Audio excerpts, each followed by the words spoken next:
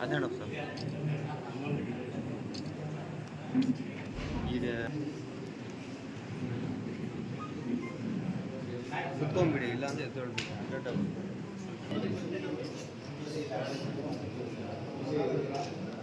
ಚಿಕ್ಕಬಳ್ಳಾಪುರದ ಗುಡಿಬಂಡೆಯಲ್ಲಿ ಸಂವಿಧಾನ ಶಿಲ್ಪಿ ಡಾಕ್ಟರ್ ಬಿಆರ್ ಅಂಬೇಡ್ಕರ್ ಹಾಗೂ ಡಾಕ್ಟರ್ ಬಾಬು ಜಗಜೀವನ್ ರಾಮ್ ಅವರ ಜಯಂತಿಯನ್ನ ಸರಳವಾಗಿ ಆಚರಿಸಲಾಯಿತು.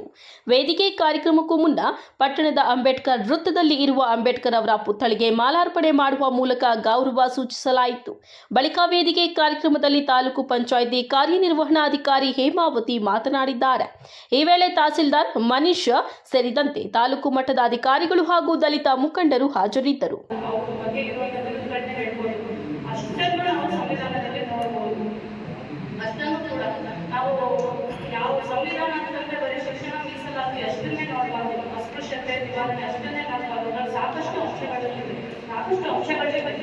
ಅವರು ತಮ್ಮ ಬಾಲ್ಯದಲ್ಲಿ ಯಾವ ಸ್ಕೂಲಿನ ಮೆಟ್ಟು ಹತ್ತಿದ್ರು ಅಲ್ಲಿ ನಿಮಗೆಲ್ಲ ಗೊತ್ತಿರ್ಬೋದು. ಈಗ ಒಂದೊಂದೇ ಘಟನೆಗಳು ಹೇಳ್ತಿದ್ರೆ ಸಾಕಷ್ಟು ಸಮಯ ತಗೊಳುತ್ತೆ. ಅವರು ಶಾಲೆಯಲ್ಲಿ ಜಾಯಿನ್ ಆದಾಗ ಒಬ್ಬ ಮೇಸ್ಟ್ರಿ ಬೇಕಾಗುತ್ತೆ, ಒಂದು ಮ್ಯಾಥ್ಸ್ ಪ್ರಾಬ್ಲಮ್ ಓಡಿಸಿ ಬರೀತಾರೆ, ಇದನ್ನು ಯಾರು ಸಾಲ್ವ್ ಮಾಡ್ತೀರಾ ಅಂತ. ಅದರಲ್ಲಿ ಬೇರ್ಬಾರದ ಮಕ್ಕಳು ಇರ್ತಾರೆ, ಇವರು ಒಂದು ಕೋಣೆಯಲ್ಲಿ ಒಂದು ಮೂಲೆಯಲ್ಲಿ ನಿಂತಿರ್ತಾರೆ.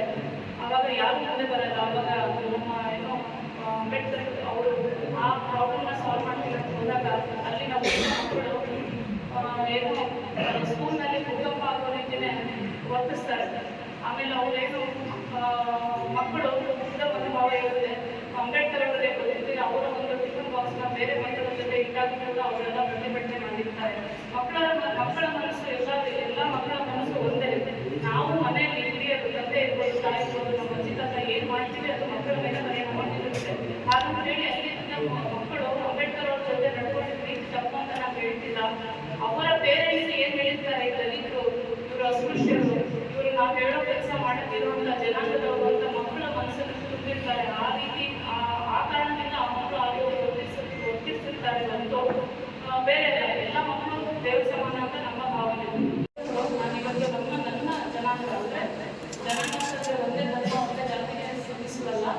ಯಾರು ಅಸ್ಪೃಶ್ಯತೆ, ಜಾತಿ ವ್ಯವಸ್ಥೆ, ಅಸಮಾನತೆ ಎಲ್ಲ ಒಳಗಾಗಿದ್ದಾರೆ, ಪುರುಷರು, ಮಹಿಳೆಯರು, ಮಕ್ಕಳು, ನನ್ನ ಜನಾಂಗ ಅಂತ ಅವ್ರು ಟ್ರೀಟ್ ಮಾಡೋದು. ಈ ಒಂದು ಜನಾಂಗಕ್ಕೆ ನಾನು ಅನುಭವಿಸಿದ ಒಂದು ಏನು ಇನ್ಸಿಡೆಂಟ್ ಮೇಲೆ ನಾನು ಏನು ಕೊಡುಗೆ ಕೊಡ್ತೀನಿ ಅಂತಂದರೆ ಅದು ನನ್ನ ಸಂವಿಧಾನ ಆಗಿರಬೇಕು. ಆ ಸಂವಿಧಾನದಲ್ಲಿ ರಚಿಸಲಿಕ್ಕೆ ಏನು ಬೇಕು ಮುಖ್ಯ ಆಗಿದೆ ಅಂತಂದರೆ ಶಿಕ್ಷಣ. ಫಸ್ಟ್ ಅದನ್ನು ಅವ್ರು ಪಡ್ಕೊಂಡ್ರು. ಅವರು ಡಿಗ್ರಿಗಳು ಎಷ್ಟಿದೆ, ಅವ್ರು ಅರ್ಥಶಾಸ್ತ್ರ ತಿಳ್ಕೊಂಡಿದ್ರು, ವೃತ್ತಿ ಮಾಡಿದ್ದಾರೆ, ಅವರು ಪ್ರೆಸ್